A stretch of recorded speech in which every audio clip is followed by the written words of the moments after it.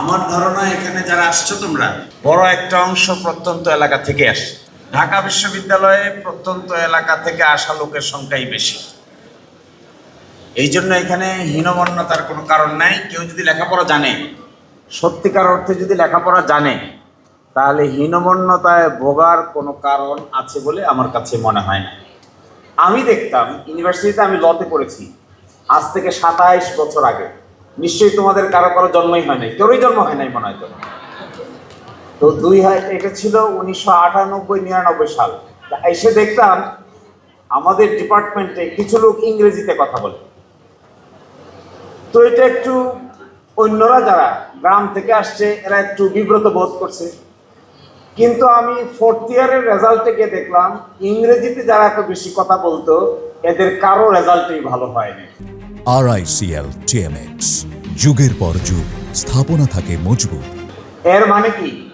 এর মানে হলো সত্যিকার অর্থে কারো যদি ব্রিলিয়েন্স থাকে, কারো যদি লেখাপড়া করার বোঝার টেন্ডেন্সি, ডেডিকেশন থাকে, তাহলে শুধুমাত্র গ্রামে থেকে আসছি হীনমন্যতায় ভুগবো এটার কোনো কারণ আছে বলে আমার কাছে মনে হয় না।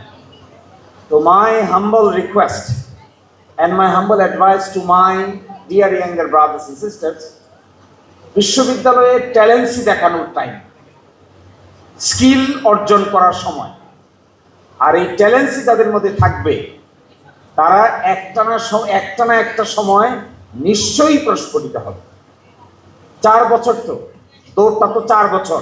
এই 4 বছর সময়ের ভিতরে প্রথম অল্প কয়েকদিন কিছুটা অসুবিধা হয়, কারণ কিছু ইংরেজি থাকে, কিছু অভিজ্ঞতার ঘাটতি থাকে, কিছু গ্রাম থেকে আসলে পরে এলোমেলো লাগে।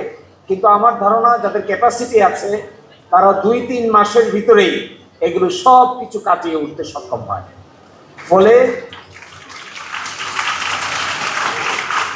আমি আবার বলছি তোমাদেরকে, আমাদের সময় 2-3 মাস যাদের পারফরমেন্স সবচেয়ে ভালো ছিল, 4র্থ বছরে গিয়ে অনেকের পারফরমেন্সের আর এরকম থাকে নাই।